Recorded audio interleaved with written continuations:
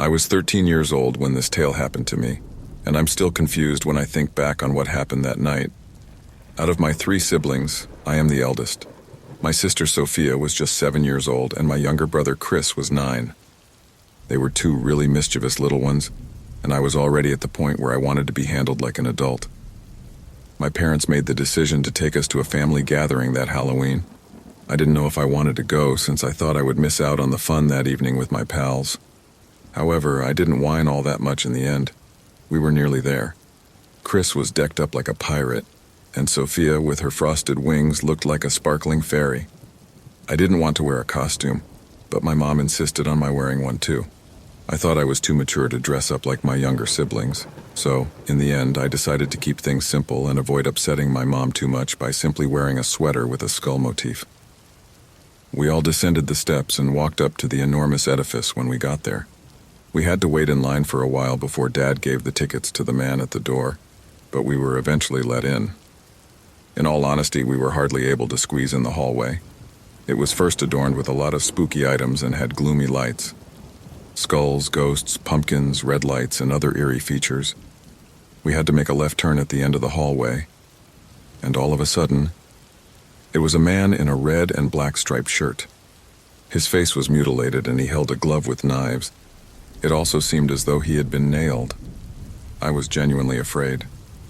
Chris and Sophia let out a fit of screams as my father laughed at them. He stated that it's simple to terrify them. I wasn't afraid.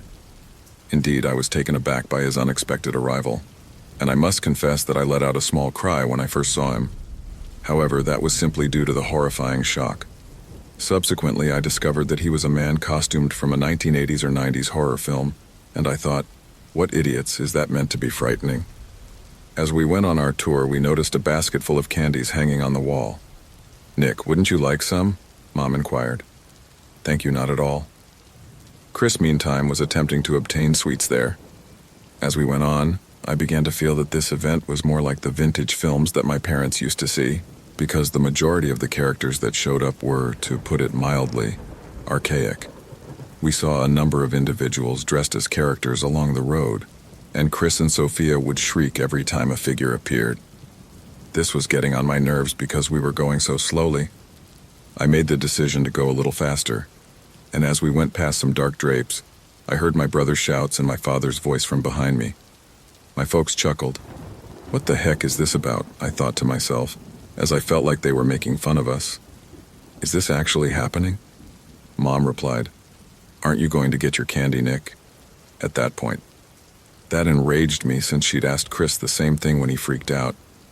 As I previously mentioned, I was about to enter my teenage years and had reached the point where I detested being treated like a child and was easily agitated. "So that's enough," I screamed in a fit of wrath. "I detest this." I decided to head out and began to move in the direction of the exit, or what I believed to be the exit. Before long, there was someone grabbing my shoulder. "Where do you think you're going, Nick?" "What the devil was that, too?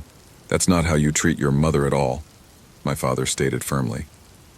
I felt horrible when I saw my mother's dissatisfied expression at that moment, so I apologized to her. A bit awkward for the time being, I informed her that I was finding it difficult to deal with all of the strange and eerie things there. I tried shifting my shoulder to get free of Dad's hold, but he held on to me. This doesn't sit well with me. I get a horrible sensation from it. I lost my mind. "Don't make comments like that," he retaliated angrily. "I'm not a kid anymore, Dad." I broke free from his hold at that moment and began avoiding people, disregarding their cries and the demons that were attempting to frighten me. In an effort to separate myself from them, I really just wanted to leave that place. While strolling, I observed a rather exposed area of wall that didn't appear to belong. I came across a set of stairs that led to a door as I was aimlessly searching for the way out.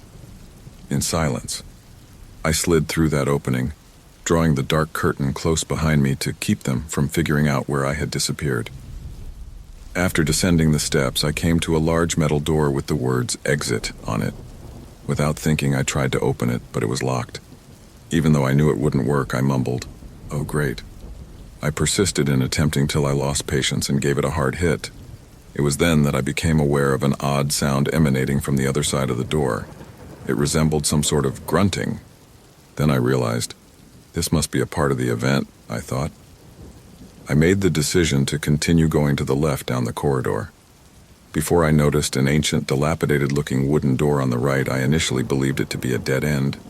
I opened it with a little struggle, and as I walked in, I saw that the room was filled with antique furniture.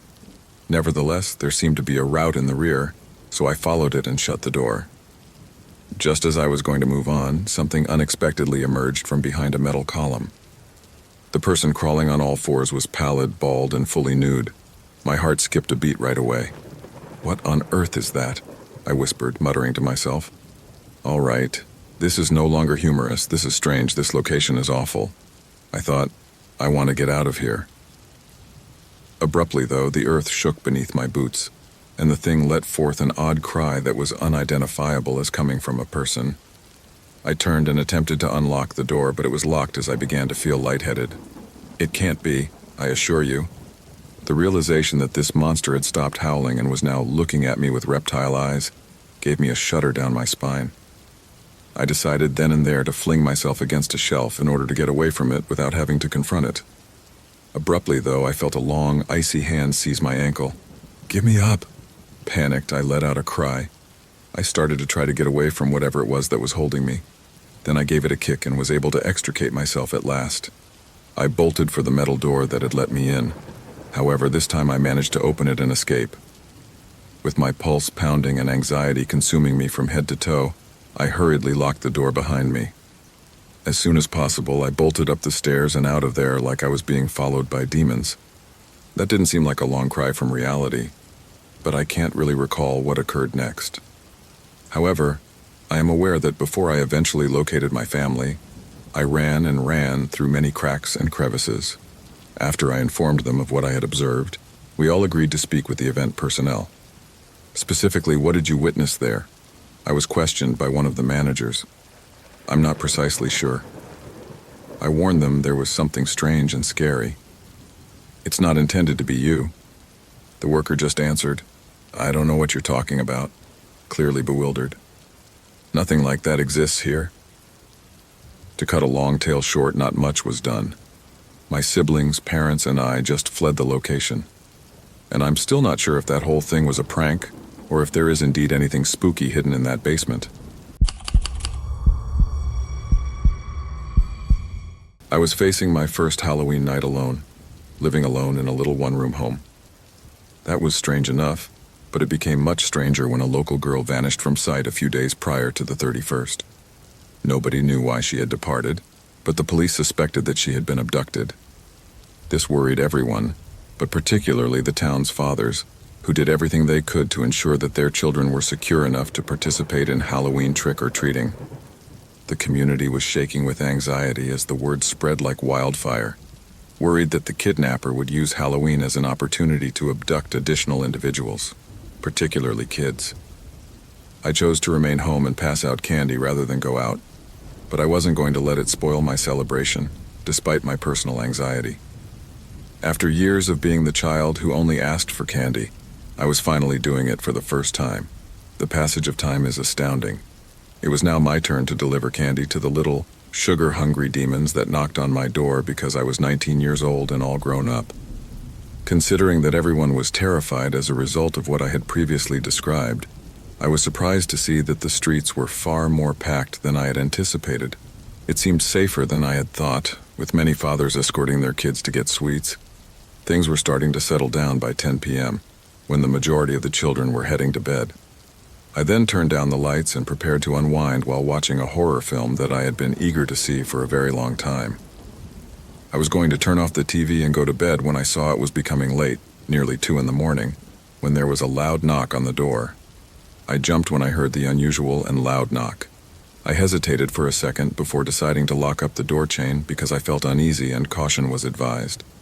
And as I turned the handle, a guy I had never seen before attempted to enter my home, proving that my instincts were correct.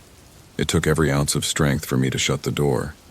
But luckily the chain held, and I was able to keep the man out despite him hitting me hard in the face and nearly breaking my nose. The man moved closer to peer through the opening after realizing his effort to forcefully enter my home had failed, but what I saw there instantly chilled me to the bone. The man had on a very lifelike leather face mask. Towards the conclusion, he moved aside and gave me a happy Halloween smile, while holding a leather bag constructed from the same material as the mask. That is, skin that looks like human skin. I tried to act like it was nothing in the midst of all the chaos, even though I wasn't amused by the guy's attitude, especially not after a few days, when a girl had vanished so near to my house. The guy pretended to be kidding or asking for sweets. This was no time to act like the insane lead character in a corny horror film, which is exactly what I had just witnessed. It made it clear to me that playing with this person was not appropriate. The outfit was so lifelike that I couldn't help but feel as though I had seen that face before, perhaps as childhood pals or something. I'm not sure why exactly the notion crossed my mind. Perhaps I had hallucinations. However, I dismissed such ideas by saying, "Hey buddy, you're old enough for that, don't you think? And that it's too late to be trick-or-treating. You ought to return home." "Oh, please don't ruin the fun. Take a look at how much work I put into this outfit. You have no clue how long it took me to finish it, even with just obtaining the necessary supplies." He gave me a strange look and added, "That's why I'm here at this ridiculous hour, and you're going to deny me a piece of candy." Something about his remark seemed really unsettling to me, and I wasn't sure why. I told the guy, hoping to persuade him to go away, that I was sorry, but I had already given away all of my candy. "Would you mind doing a final check to make sure you didn't miss anything?" He gave me a caustic response. "You seem a bit too old to be acting like a spoiled child and creating drama," I shot back. His attitude completely shifted at that point. "I'll love creating a scarf out of your face," he added to me in a deep, ominous voice, dropping the half-mocking, half-teasing tone he had been using up until then. I felt a chill go down my spine after hearing such remarks. I told him forcefully, more afraid than furious, "Get the hell off my property or I'll call the police." "Oh, please don't laugh at me." He pointed to a bag he had on the coffee table next to the entrance and stated, "I can see that bag of candy right there," adopting his previous playful demeanor once more. I suffered a little lapse in concentration and looked away from him. However, that was a grave error. Without my knowledge, the man abruptly extended his arm and took hold of my neck. He was trying to pull me out, but he was strangling me. I was fighting like mad at the same time, striking him in the arm to force him to release his grip. Thank God the chain remained tight even in the thick of the battle, even though we were both yelling and trying to block each other's assault. If not, the outcome of this would have been even worse. Ultimately, despite the guy nearly breaking my neck, I was able to cry out for assistance many times, making sure to wake up every neighbor in the process. I began hitting his arm much harder, and as he started to loosen up, I bit him so hard that I nearly tore off a piece of flesh, leaving a metallic aftertaste in my mouth that tasted of his vile blood. However, it worked because he eventually let go of me after what felt like an eternity. I collapsed to the ground at that very moment, gasping for air while neighbors, intrigued by the disturbance outside my house, emerged with knives and bats. When he realized this, the man fled. I stepped outside to calm them down, and only then did I open the door. As the guy ran from the mob, I noticed that he had lost his bag. It truly does look like human skin, I thought, getting queasy at the concept. Upon the arrival of the police, they collected the leather bag as evidence along with my neighbors and my statements. I made an effort to go to sleep that night and forget what had transpired, but I soon discovered the true material of the bag. It was not cowhide, as you can probably understand. In reality, it was human skin. The worst thing, though, was when the forensics department performed the matching DNA tests. There they discovered that it corresponded with the girl who had vanished a few days before. The moment I heard it, everything made sense to me. Naturally, this was the reason the man appeared so familiar. Just before Halloween, I saw that face on the news. A few days later, the guy was apprehended, and during the raid, they found the girl's body in a sizable refrigerator he kept in his basement. That wasn't all, though. They discovered another corpse that appeared to have been frozen for a lot longer in addition to the missing girl. It turned out to be a young waitress who had been missing for around a year, according to the forensic investigation that followed. In the town, this created a lot of agitation. Not much was known about this individual, who had been in the region for less than 2 years and barely left his residence. When I found out about the horrible things he had done, I was really grateful that I had survived our strange meeting on Halloween night. On Halloween, my 12-year-old sister and I were left alone at home while my parents attended an adult party at a friend's house. My sister was 14 years old. It would be our time to give the neighboring children sweets. Halloween was usually rather calm here because we were on a tiny farm surrounded by other farms. My sister was already at the point where she felt completely embarrassed about dressing up and going trick-or-treating, while I wanted to stay home and hang out with my buddies playing video games. The only issue was that my folks neglected to purchase candies. We were left with fruit and pretzels after they told us that we had to divide everything we found in the kitchen. It was a bit awkward since the kids thought they would only get candy on the one night of the year they could, but we believed we wouldn't have to answer the door too much, and there weren't many kids in our neighborhood, so it wasn't a big deal. As soon as we distributed the first set of apples, the children's displeasure was evident. Evening came, and because it was almost 11 p.m., we thought we were done. But as we opened the door to unwind, there was a knock. It was beyond midnight, and although I really didn't want to open it again, I didn't want to appear impolite since I assumed it might be small children. After that, I moved forward and opened the door, only to be startled to discover 4 really tall males standing there with their robes open, seemingly anticipating candy. We apologize, but we're out of sweets. I have pretzels if you would like some, but we've been giving away apples all night, I told them, a little uneasy. None of the tallest among them said anything, but they all stared at me as if I didn't speak their native tongue. I tried to close the door since I had nowhere else to go, and was about to do so when one of the guys slipped his shoe between the door and the frame to stop me. I pushed the door open and let him in with his buddies as soon as I opened it again to inquire on his condition. "Take off and hide," I screamed to my sister right away, but they shoved me to the ground before I could respond. One of them remarked, "We didn't come for candy," and took out a baseball bat from beneath his hood. I attempted to stand up from the ground and began to sit up on my hands and knees, but I was sent back down by a kick to the stomach. I attempted to scream, knowing that no one would hear me because I lived on a farm distant from the neighbors, but I persisted. People don't pause to consider whether a child is truly screaming on Halloween. As they peered at me in those strange clothes, one of them remarked to me, their mocking laughter resonating, "I can offer you money if you go, but I'm not sure what you want." I shook my head and begged them not to hurt us. I thought they would listen to me seriously, but they were just amused. "Take a look at the terrified infant. Where's your father when you need him?" As he jabbed the bat into my ribs, one of them said. I attempted to look at their faces, and they didn't seem particularly mature or too young for what they were doing. I listened as they talked about which rooms to investigate and what they were going to take, while I slid into a corner of the room with a stinging ache in my ribs.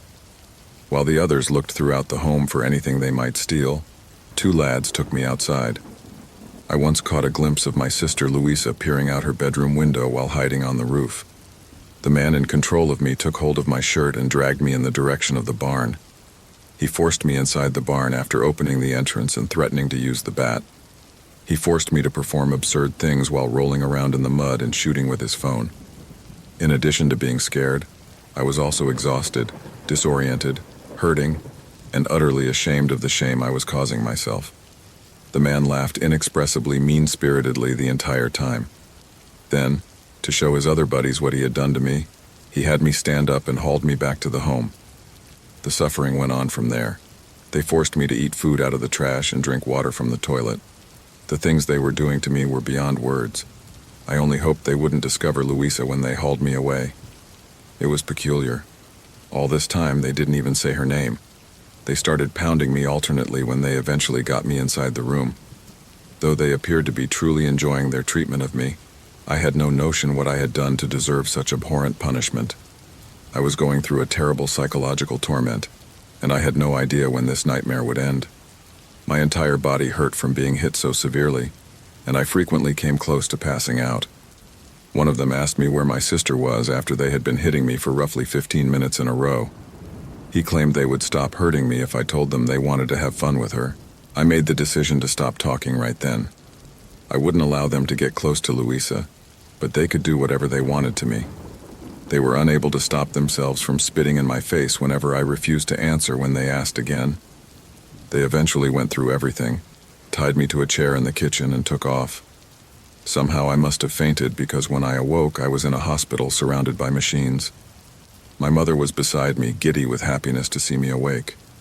I was really appalled by her explanation of what had transpired, which she gave slowly and thoughtfully. As it happened, Ami, the girl I had broken up with a week before, had begged her brother to frighten me in retaliation. It seems that he and his buddies went too far and committed terrible crimes. They were all, as far as I know, taken into custody. Nevertheless, only Ami's brother received a 5-year prison sentence for charges of violent assault and trespassing. The other males were able to testify against them and receive probation instead of punishment. Even after more than 2 years have passed, the pain persists. However, I now always advise folks to check the peephole first if, for heaven's sake, they aren't home when you open the door on Halloween. Not everything is as it seems at times. The monsters who appear for trick-or-treating occasionally may actually exist. Halloween is a deeply ingrained part of American society and is typically a reason for joy and celebration, but not for me. The only emotion I experience on October 31st is pure terror. It's not that I'm afraid of the legends we hear about demons or the alleged monsters that wander the area. The sound of little feet asking for candy on the street terrifies me more than anything else. And the reason behind it all is this incident that I will tell you about. I was ecstatic to have finally purchased a beautifully renovated house 12 years ago. All I could think of at the moment was how wonderful my new house was. After photographing this house for some time, I was suddenly presented with the chance to purchase it. I never gave it a second thought. My funds were gone. However, I was content with my new purchase, which at the time was the most significant to me. The property was an excellent buy in terms of both price and appearance. Since it had experienced a terrible fire in the past, something I was unaware of, but that explains why the sales were so low. That was among the factors that led me to purchase it. For me and my daughter Mia, age 2, moving into this new home signified a fresh start. Even though being a single mother wasn't easy, I was committed to provide for Mia since she was the greatest thing in my life. The initial months were fantastic. I settled quite nicely and became quite popular in the community. Halloween was quickly approaching as the summer was nearing to an end, and decorations were beginning to appear everywhere. I couldn't wait to enjoy Halloween in the neighborhood for the first time. October 31st, 2012 was the date. It was a wonderful day. The streets were crowded with people dressed in costume, and about 5:30 I heard someone banging on the door. When I opened, there were several cute youngsters there who were dressed up, grinning and yelling, "Trick or treat!" After giving them as much sweets as I could, they were overjoyed to go. That scene was replayed in a delightful way for the following few hours. Every time a fresh bunch showed there, my heart rejoiced. Mia would be so adorable when she grew up and could dress up to go trick-or-treating. Until it became too late, I distributed sweets all night long. The tapping on the door eventually stopped at about 11 p.m. It was time to shut down, so I turned off the lights and went to check on Mia, who was soundly asleep in her bed, realizing that I had run out of sweets. I brushed my teeth, climbed into bed, and was startled awake a few minutes later by a loud knock on the door. It was 1:02 a.m. when I looked at the clock on the nightstand. I couldn't believe someone could have called at this hour. I made the decision to investigate downstairs. When I opened the door after going downstairs, I saw 2 kids. I had trouble seeing their faces because it was so dark. The first one appeared to be around 9 years old, and I assumed that the girl, who was around 6, was his sister because she was holding his hand. "Trick or treat," they both said before I could respond. I yelled out, "Hey, it's really late, you guys," since I didn't understand why those youngsters were leaving their house at that hour. "You should go into bed at home. I had run out of candies." They were irritated that I had nothing to offer them at that time, I noted. Both of them scowled and said "trick or treat" in a rather serious manner. I remarked to them, "Hey, really, you guys should go home," as I began to feel a bit worried. This is not the place to play, and it is not safe to be here. All I received in reply were their glaring looks of indignation and a heavy silence. I said goodnight and shut the door, thinking they were playing games. I was thinking about how strange everything seemed as I ascended the stairs. After a little while, I began to hear odd sounds coming from the kitchen. I hurried to check what was going on and grabbed a tripod from the closet because I feared there could be robbers. However, I froze when I arrived. One of the 2 children that were in my kitchen was holding a lighter. The air started to smell like gas, and I saw the stove was running nonstop. The lighter clicked and the kitchen erupted into flames before I could say anything. Within seconds, the fire quickly spread to every area. I gazed in terror as my house burned, encircled by a sea of flames. The youngsters, who were now immersed in flames, were laughing aloud as though it was really amusing, which was much more scary. I stood there in disbelief as the flames spread across their skin and the stench of charring flesh filled the space. The worst part, though, was realizing that they continued to act as though they were enjoying being roasted alive. As the flames engulfed them, they continued to chuckle. I was momentarily rendered speechless, my head reeling from the horrific picture as I tried to make sense of what I was seeing. I realized that my kid was still in her room when I heard faint screams coming from upstairs. I hurried upstairs without thinking, but before I could get to her door, a large chunk of flaming rubble fell from the ceiling and blocked my way. I attempted to move it, but it was immovable. I was feeling the heat of the flames on my flesh, utterly terrified, and the entry was entirely blocked. I attempted to retreat and down the stairs to seek assistance, but the roof was crumbling all around me and the staircase was engulfed in flames as well. At that very moment, my kid was screaming, and I could feel her wailing all throughout the house. The terror and powerlessness I had upon hearing my little baby die and realizing there was nothing I could do to stop it are beyond words. The anguish was intolerable. It seemed like someone was tearing out my insides to be a mother. At that moment, the smoke started to permeate everything, making it difficult for me to breathe. I collapsed to the ground on my knees, feeling as though I was being choked. My daughter's wailing had stopped, and the world around me had darkened. That's when I started to give up. I had nowhere to run to, no reason to wish to live. I just wanted to go with my darling child, dead, burned alive by the fire. But then, I was lifted off the ground by hands, but what happened next was a complete haze. All I remember is that in an instant, I was outside the home and encircled by firemen. I let out a yell. The first thing I did after regaining some awareness was scream. "My darling kid is still within. Aid her. Please come to my young girl's rescue." The firefighters dashed in, but I knew it was all futile since the house began to crumble once more. I felt like I was dying with her, seeing everything fall apart with my tiny child inside of me, and all I could do was weep. My anguish eventually gave way to rage, and I loathed the kids who started it all. I made the decision to dial 911. My only option at this point was to pursue justice. After being brought to the police station, I made my story, but the policemen treated me like I was insane. They stared at me and each other like I was crazy when I told them about the kids laughing while they burned, but I didn't back down because I knew what I had witnessed. During their search, the police discovered just my daughter's body, who was 2 years old. I was angry because there was no sign of the kids. I insisted that they look for them because I could not allow my daughter's death to go unpunished. I confess that I didn't get a good look at the kids, but I attempted to recall every detail when the policemen escorted me to a sketch artist. It took them around 3 hours to complete the drawings, and when they did, all the police officers stared at me as if I had a horn growing out of my head and were perplexed. "Are you sure these are the same angry, frustrated kids you saw?" The senior police officer then questioned me. "Indeed, that is them." I shot back, saying, "I know what I saw. Can you locate them now and force them to accept responsibility for their actions?" With a serious expression on his face, the officer responded, "Well, that's complicated. I can guarantee you that if these are indeed the individuals you observed, they are too familiar to have done it." I didn't have time to respond, but his tone started to bother me. He went on, "Those kids exactly fit the profile of the Harrisons, who are the kids from the family that used to live in your house. They cannot be at fault, I promise you, as the family perished in a similar fire 5 years ago." I was afraid, perplexed, and completely bewildered by her reaction. I was at a loss for words. My head was throbbing as I walked out of the police station, though I knew it was absurd to consider that those deceased children may have started the fire. For some reason, I started to come around to the concept.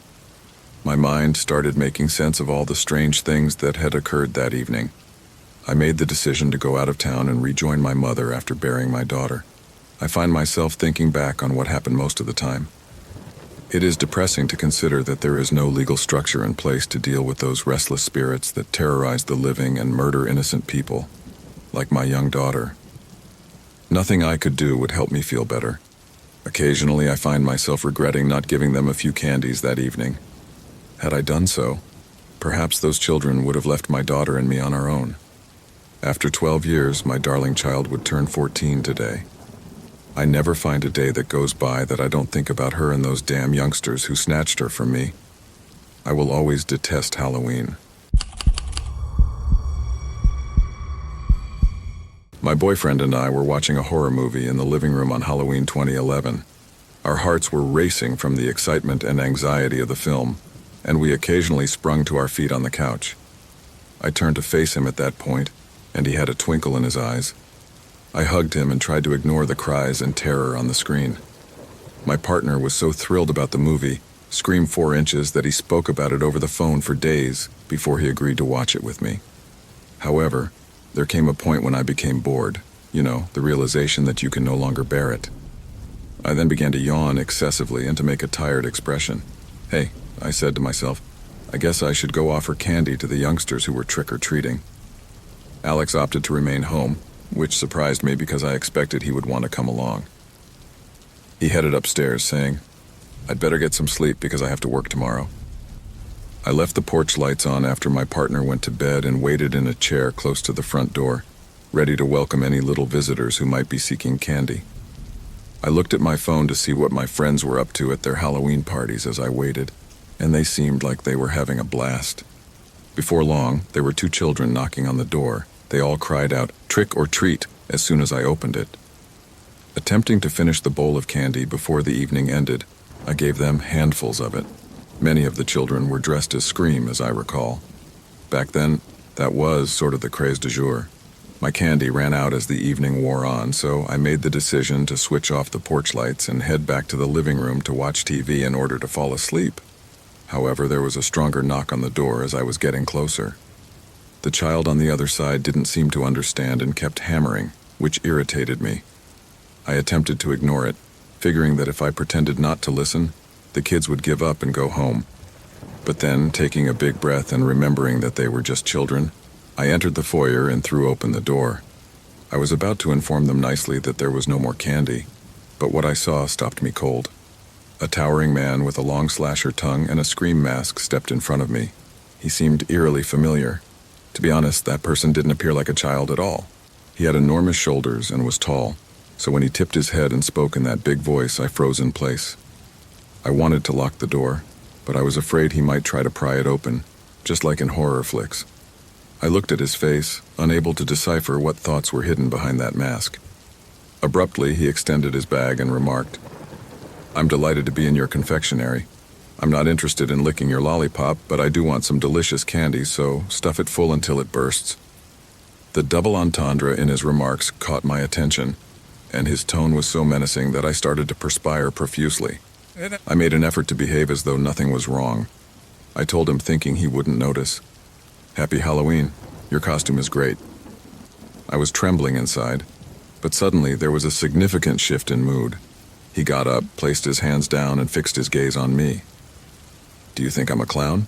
he inquired. Things started to get strange at that point. There was a problem. An adult showing up alone for trick-or-treating at that hour, when most others were fast asleep, was not typical. I made an attempt to find some bravery before blurting, "Leave me alone or I'll call the police." I meant to smash the door shut, so I pulled it really hard, but when I saw that he had stomped his foot in to prevent it from shutting, my blood went cold.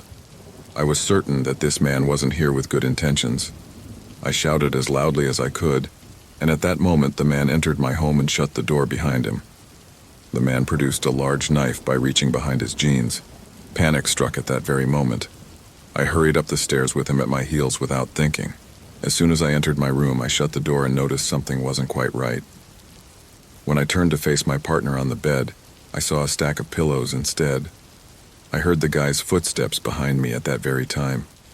With a start, I turned to see the man standing in the doorway, slowly making his way forward while holding the knife. "Come on, sweetie. Are you waiting for help to arrive to save you? You have no idea how much I detest boisterous, bothersome girls like you." His speech was distorted, but even in that instant something snapped in my brain, and his tone carried a recognizable quality. "Is that you, Alex?" He exclaimed to me, "Wow, this is coming along so good," and burst out laughing, like it was hilarious. And that voice was unmistakably Alex's. Knowing it was only my dumb boyfriend pulling a practical joke on me to terrify me on Halloween, I took a big breath and relaxed. I approached Alex after he had taken off his mask to give him a shoulder tap and tell him how much I had been scared. He stopped guffawing, though, and gave me an odd look. There was something quite uncomfortable about the intensity in his eyes. He was grinning, but for some reason the evil sparkle in his eyes didn't go with the smile. "Alex, is anything not right?" I inquired. "Yes, even if you weren't meant to recognize me, you did." "Of what kind?" I felt a sharp ache in my gut as the words died in my tongue. Alex stabbed me in the gut, and I stood there stunned and motionless. I raised my head and gave him a wide-eyed stare, only to be met with the chilliest glare I had ever seen. I was thinking 1,000 things at the time. I wanted to ask him why he was acting in this way, but I could not speak. Rather, I simply gazed at him until I sensed my body dissipating and my vision becoming hazy. Then he murmured, "I'm sorry, my dear," and gave me another jab while maintaining the same evil-looking, scary smile. Everything was black after that, and I fell to the ground. When I opened my eyes once again, I found myself lying in a hospital bed with bandages covering my whole abdomen and several braces attached to my body.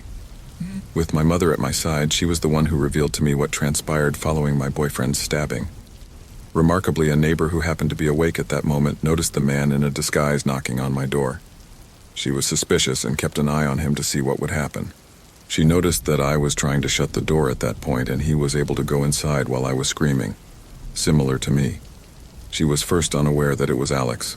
She contacted the police because she believed there was a burglar attempting to rob me. It turned out that Alex had just stabbed me and left me for dead when he was attempting to slip out the front door, and he had collided head-on with the responding police car. When he attempted to slip out through the backyard, he was eventually discovered, and they discovered me laying in a pool of blood on my room's floor as the police broke into the residence. They examined my pulse and discovered that I was still alive after first believing me to be dead. They then brought me right away to the closest hospital. I was extremely near to death that night, according to my mother. Given the extent of my injuries and the significant blood loss, even the medical professionals did not hold out much hope for my mother. But amazingly, I made it through, mostly because I received help before I started to bleed to death. That neighbor was, without a doubt, my angel of protection that evening. In the end, Alex received an 18-year prison term for trying to kill someone. A penalty that, in my opinion, was quite light for someone who planned his partner's murder with icy coldness and without expressing any regret or sympathy. But human justice is far from flawless. I had been seeing Alex for 6 months, and I was never sure why he had attacked me. There were no issues. Nothing that he might desire to take from me was here. That is, like cash, jewels, or anything else of worth. Other than the sheer thrill of killing me, there didn't appear to be any other motivation. That still gives me goosebumps to think about. This serves as a warning that monsters are real, and occasionally they are closer than we realize. I was around 8 years old when this occurred. I didn't think twice to pick on the younger children since I was an overactive child and I was allowed to do everything I wanted. To put it succinctly, I was definitely not the best kid on the block. My father believed that spoiling me was the best way to raise a child, so he gave me whatever I asked for from my mom. They were obviously totally mistaken, and that had a terrible effect on my life. Because the youngsters in the area thought I was a threat, I didn't have many friends. And despite the fact that their parents were frequently complaining about my attitude, my parents denied that I had a bad attitude and said that the other kids were merely jealous of me. Permit me to share with you, when a parent ignores or condones their child's misbehavior, they are failing to raise a responsible adult. My parents gave me the impression that I could achieve anything I wanted and that they would always support me. It is true that parents should provide for their children, but they shouldn't do it carelessly or without establishing limits. The entire neighborhood was decked out for the holidays, just in time for Halloween. My dad gave me an abundance of decorations that could have easily covered a mansion, but I was the spoiled child that I am, as always. I noticed several of my neighbors chatting at the side of the street while I was hanging a giant pumpkin on the porch. "What are your plans for this evening?" Though I knew they were planning which houses to visit for trick-or-treating, I still inquired, "May I come along with you?" They said, "No, you'd better not, you're a monster," in response to my question. Except for my parents, I had no idea how much everyone disliked me until that moment. I was just 8 years old, and I had no one to tell me what was wrong with me. Believe me when I say the feeling was terrible. My parents conditioned me to believe that I was flawless, as they always felt I was. However, the rejection I received from all of my neighbors and classmates led me to believe differently. I hurried to my room and sobbed in the bathroom for a time after that. After that, I became furious and made the decision to trick or treat by myself, collecting more candy than anybody else. Like any spoiled youngster, I was filled with resentment and tried to prove to the other kids that I was superior to them. As night fell, every youngster emerged dressed in their costumes. Together with my dad, I lighted the candles on my pumpkins and got ready for my own trip. No one wanted to play with me, but I didn't tell my parents that. I wanted to avoid having them involved. I made the decision to become vampire crazy. After I got my bucket and went outside to beg for goodies, my dad got me this wonderful cloak with a high red collar. The other children were shouting, "Trick or treat," as they crowded the houses. However, I was adamant about going it alone. I started begging for candy at houses, but no one would give me more than 2 little pieces due to my negative reputation in the area. Even more bluntly, one homeowner said, "Why are you trick-or-treating? Anything you want may be purchased by your father. Leave my doorstep, you spoiled kid." My eyes started to well up with tears, and I made the decision to go and hide from my awful existence because I could no longer bear the embarrassment. With just the moonlight to guide me, I raced blindly through the woods on Halloween night. Where I went didn't matter to me. I never considered the woods to be a bad location for an 8-year-old boy at that hour. I ran for 15 minutes and then sat under a big green tree and sobbed uncontrollably. At 8 years old, I was unable to see that my loneliness and humiliation were all my own responsibility. I believed that everyone was a villain. I was like that for I don't know how long, till I heard voices in the distance. As I got up, I noticed a wooden home tucked away among the woods. Behind the curtain, I could see the silhouettes of a man and a woman, but they appeared to be fighting. My interest was piqued, so I cautiously made my way to the house to find out who lived there. Next, I read Mr. and Mrs. Gibson's names on the door. They lived far away from anything, so it didn't surprise me that I had never heard of them. I heard some of their quarrel as I approached the front door to see what they were talking about. "You're a fucking addict and you don't deserve my hard-earned money. Therefore, I'll never give you the key." I heard a punch after the woman shrieked something about a witch. Through the gap beneath the door, I saw Mr. Gibson hit his wife and she fell to the ground. I was quite shocked by this. My parents never physically or verbally attacked each other in my home, so that was the first time I had ever witnessed that type of violence in a relationship. I had never heard the term junkie before, so that also drew my attention. Had I realized what it meant at the time, I would not have done what I did in the end. Mr. Gibson struck his wife, which caused the dispute to worsen and turn violent. I recall that Mrs. Gibson was quite adamant when she struck him with a broomstick. He tried to avoid the blows as much as he could and kept attempting to attack her. I considered going around after realizing how awful things had gotten, but as I looked outside once again, I noticed that the curtain was ripped in one corner and that a window was shattered on one side. That told me to glance around a bit more, so I did. And that's when I noticed a large dish full of sweets in the dining room. I made the decision to walk to the door and ring the bell since I knew that this was my chance to grab a nice treasure and that they wouldn't definitely know me. I heard footsteps and a moment later a man with a fierce appearance opened the door and released a plume of smoke from his cigarette. "What are your desires?" he shouted. "No candy here, get lost, you spoiled brat," and slammed the door in my direction. I received a nasty response from one more person at that time, but I stopped caring. I just realized that this was my one and only opportunity to avoid returning home broke, so I devised a strategy. Given that they refused to give me the goodies voluntarily, I proceeded to the rear of the house. Fortunately, or so I believed at the time, I discovered a doggy entrance adjacent to the back door. Since I hadn't heard any dogs barking since coming, I knew they didn't have any. So I hunkered down close to the back door and waited for my opportunity in silence. I would be apprehended quickly if I entered the living room at this time since the sounds were still there. As a result, I made the decision to exercise patience and hold off on acting. Eventually, the conversation came to an end, and there was a brief period of stillness. Subsequently, I witnessed Mrs. Gibson ascend the stairs, most likely on her way to her chamber, and her spouse followed suit shortly after. Yeah, excellent, I thought. It was time now. I hunkered down and easily accessed via the doggy door.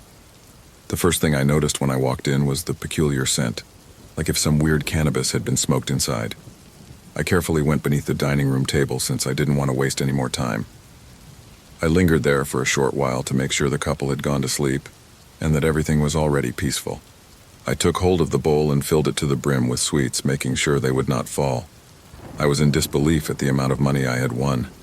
Now that my bucket was overflowing with trinkets, I discovered an enormous chocolate bar.